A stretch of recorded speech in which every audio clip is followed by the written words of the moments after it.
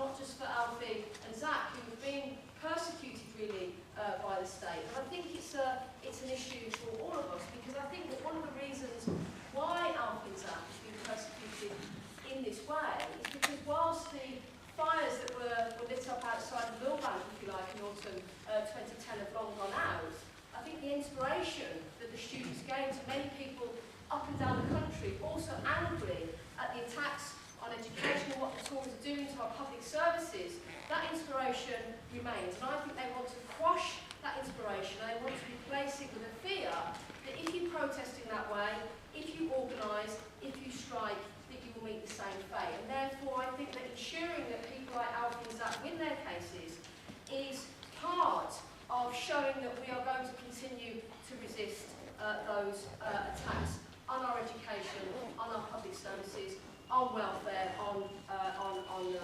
benefits. And so, partly this is about saying that defending the right to protest is also ensuring that people continue to protest. Like we saw in Lewisham, last week, where up to 30,000 people marched against the closure of the A&E in Lewisham Hospital. And like lots of people are debating up and down the country how they take on the local cuts, how they take on the attacks on benefits and so on. And because that fight for justice is part of the wider struggle, that's why we brought this panel of people together tonight. We have with us tonight Jo Lang, who's an MUT member, who was actually on the protest where Blair Peach was killed in 1979 on a demonstration against the National Front, the kind of thugs that populate the English Defence League today. And Blair Peach was a teacher, he was a socialist, he was an anti-fascist, and he died from a head injury at the hands of the police, very similar to the one that Alfie sustained in 2010. And that was in 1979, and that was the year that Margaret Thatcher was elected. And we've seen recently, in terms of the revelations, both in relation to Hillsborough and Orgreave, the way in which Thatcher and the Tories went on to use the police as a battering ram against working class communities. We have both Norman Strike, who was part of the year-long miners' strike in 1984-85 and was at Orgreave, and also Jane Loftus, who is the Vice President of the CWU and was at Hillsborough, who are going to talk more about those cases. I think that what's happened around things like the exposure of what happened at Hillsborough, and how the police created the tragedy and how they then tried to orchestrate a cover-up is very, very important. But as Sheila Coleman, the chair of the Hillsborough Justice Campaign, who sends a message of solidarity to people here tonight, said that she responded to Cameron's apology in Parliament by saying, we don't want apologies, we want justice. And the reality of it is that there are 1,400 police living off public sector pensions or serving that are implicated in the Hillsborough disaster. And justice has to mean that each and every one of those is prosecuted for the crimes that they committed at Hillsborough. And I think just finally, in terms of bringing the police to justice, that's why I'm really pleased that we've got Carole Duggan here tonight, the aunt of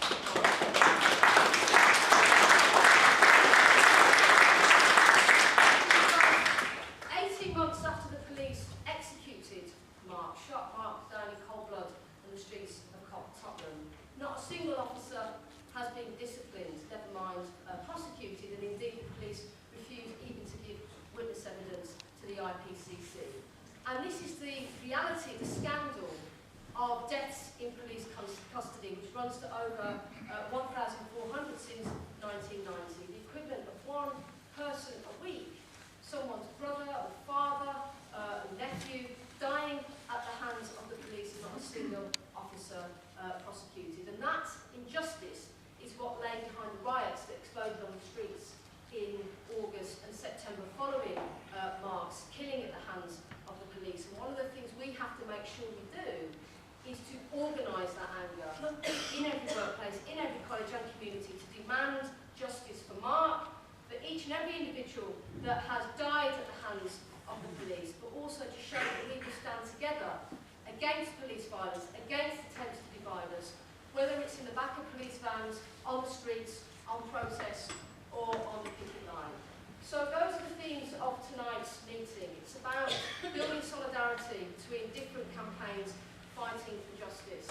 It's about talking about the issues that lie behind that, the collusion that we see between the police, the media, and the various state agencies, the courts, and so on. And it's about how we organise effectively and practically together to strengthen the way in which we can expose the injustice, but also fight to get some justice as well. And first of all, what I want to do is I want to welcome Alfie Meadows to say a few words about this.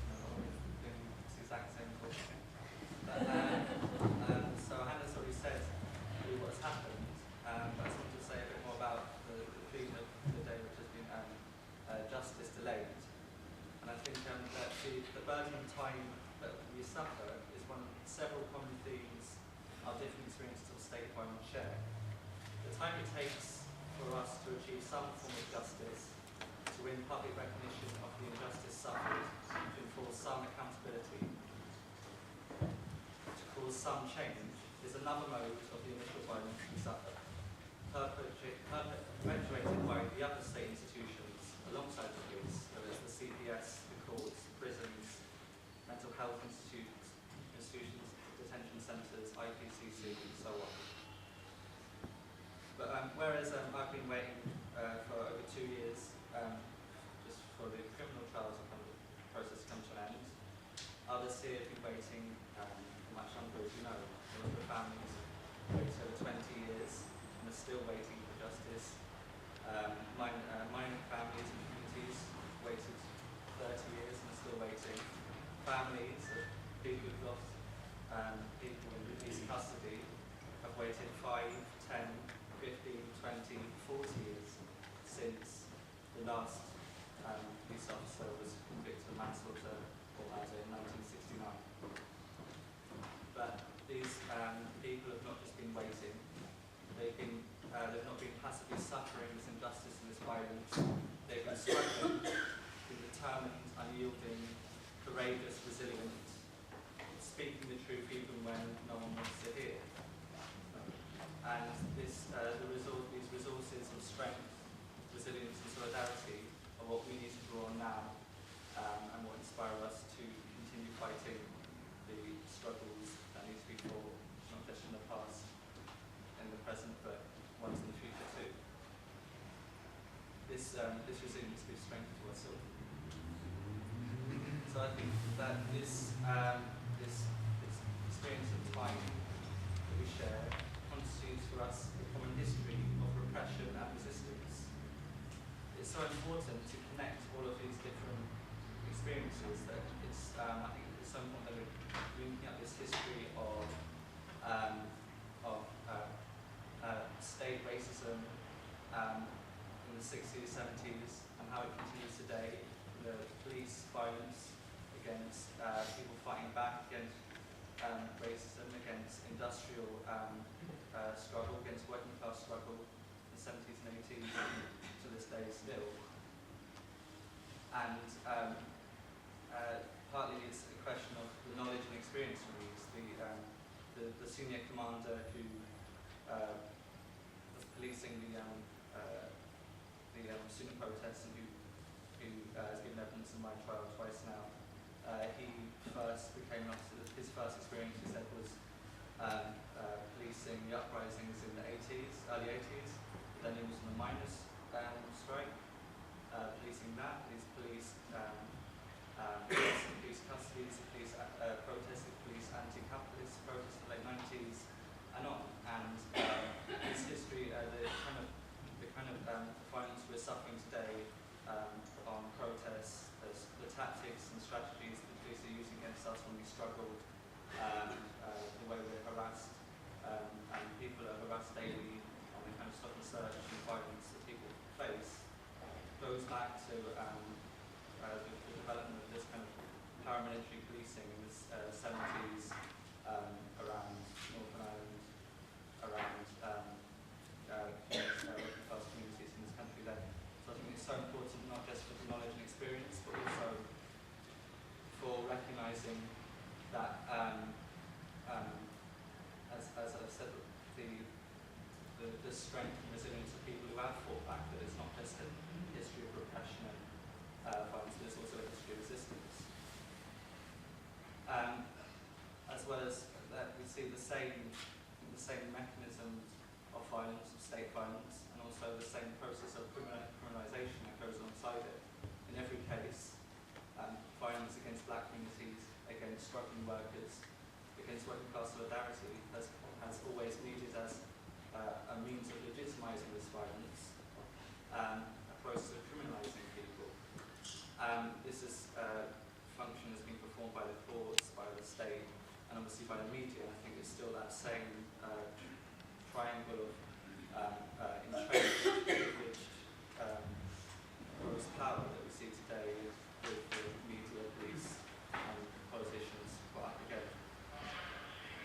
So, looking ahead to, or looking to the present and what we do next, I think it's so important to continue supporting each other's campaigns, by that practical support, to connect them up, to get out, to actually do the basic things like go on the protests, go on the provide the emotional and support and solidarity that families need, and to do what we can to get everyone else to become aware of what's going on, and so on.